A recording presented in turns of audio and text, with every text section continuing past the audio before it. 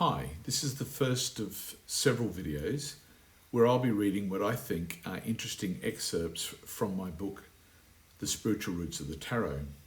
To illustrate what I'm reading, I'll be showing you various tarot cards. In the book, they are typically Noble and Dodal, but in these videos, I'll be using the tarot of the Marseille Millennium Edition. This first video is from chapter 2 entitled Evolving States of Consciousness. I'll be starting from the subtitle Undifferentiated Consciousness. In Reflections on the Art of Living, Diane Osborne quotes Joseph Campbell, who equates this state of oneness with the last chakra called Sahasrara, meaning thousand-petaled, the chakra at the top of the head.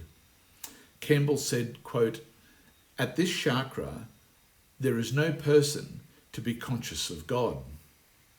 There is only undifferentiated consciousness, the silence.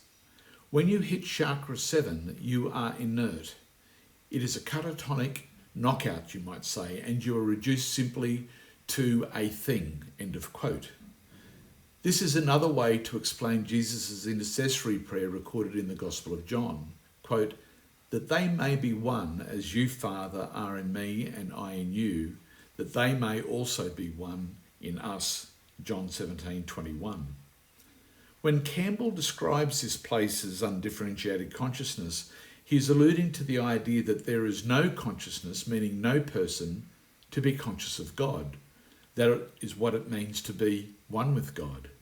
Further, Campbell explains and expands on this concept of undifferentiated consciousness. Quote, "It is so sweet that one is reluctant to yield, but the ultimate yielding is the yielding of your own being.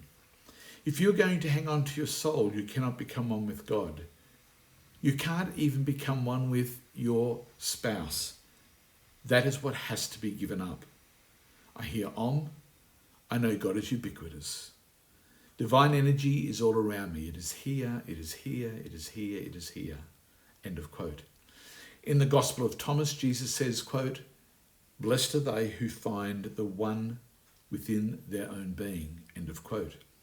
So God, in this context, could be called undifferentiated consciousness. This means there is nothing that is aware of anything that is not God. The minute there is an awareness of something that is not God, then you have differentiated consciousness.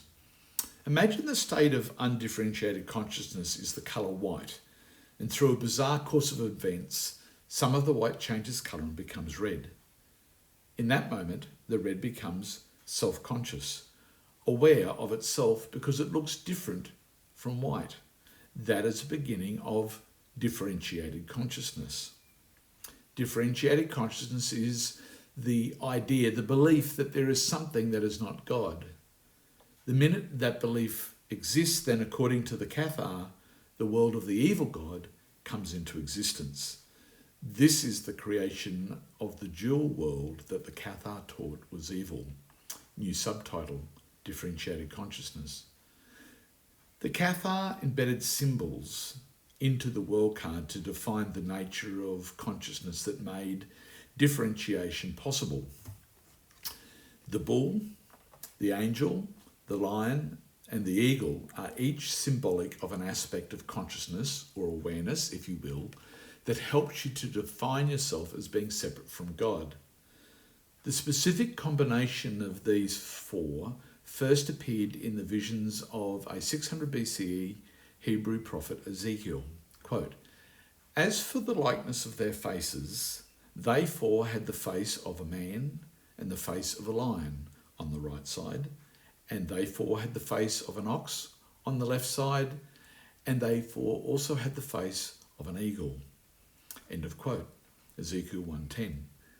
In a later vision, he refers to these four as the cherubim who, quote, "stood at the door of the east gate of the Lord's house," end of quote.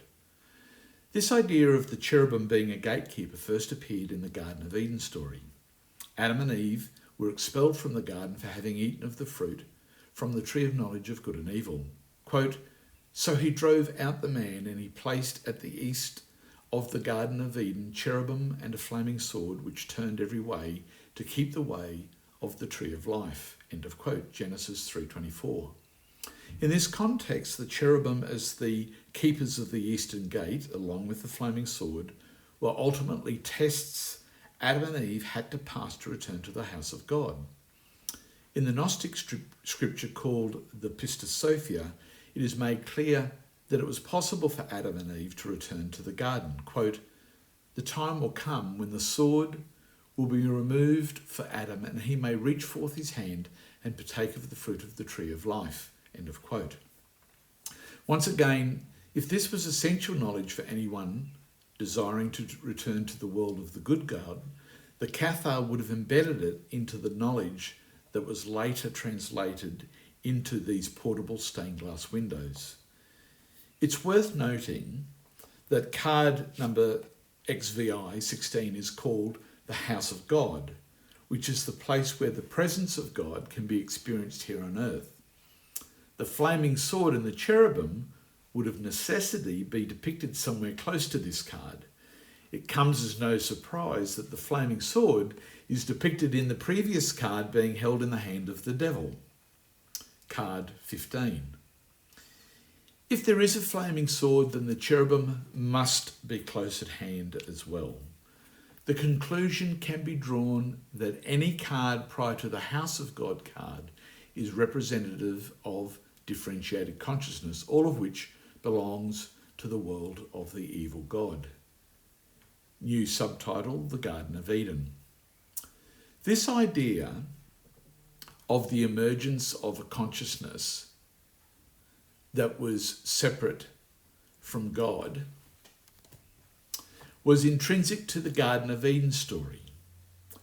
Eve is tempted by the serpent to eat the fruit of the tree of knowledge of good and evil, fruit that makes one wise, thus becoming, as God explains, one of us, quote, to know good and evil, Genesis 3:22.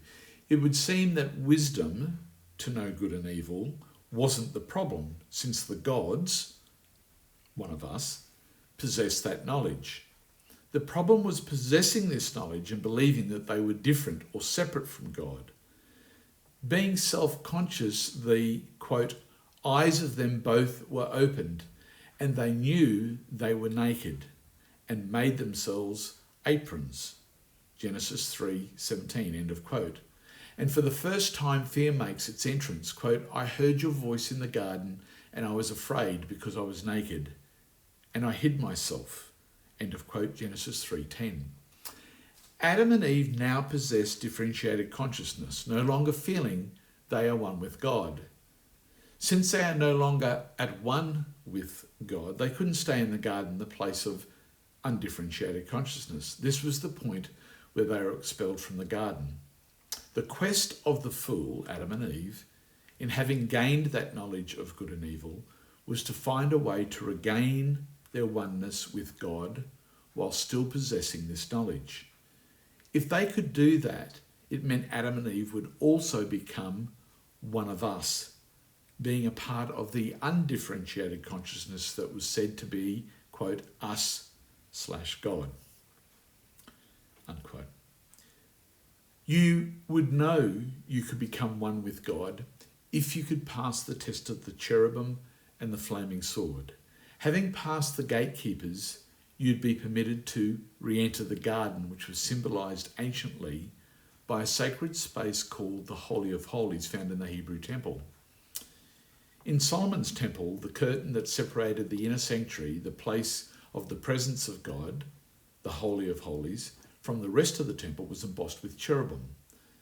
This meant that the fool prepared for the test of the cherubim that allowed one to enter into the presence of God in the holy place that was a part of the tabernacle. The test of the flaming sword was made up of the rituals carried out closer to the eastern entrance of the temple in the court of the congregation. What the fool required was the knowledge needed to pass the test of the cherubim and the flaming sword. This knowledge was found in the mysteries and sacred teachings of the ancient temple that with the advent of Catholicism would have been lost to the Christians. But because of these medieval heretics, it was preserved as the Grail Mysteries and then embedded in their Cathar code. This is the knowledge that was encoded into the trumps of the Marseille Tarot. This was why preserving this knowledge was so important to these medieval heretics. It was the treasure salvaged at Montsegur in 1244. The church had lost its mandate to possess the knowledge, and it was up to the Cathar to preserve it. What the Cathar possessed was the detailed template for returning to the world of the good God, the kingdom of heaven. New subtitle, The Four. The development of differentiated consciousness as symbolised by the bull, lion, eagle and angel was symbolic of the states of consciousness that brought about the belief that Adam and Eve were different from God. Called a tetramorph, tetra meaning four and morph meaning shape, the reintegration of these four aspects of consciousness would bring salvation. The importance of transforming these four was highlighted by the frequent reference to them throughout the 22 images of the trumps.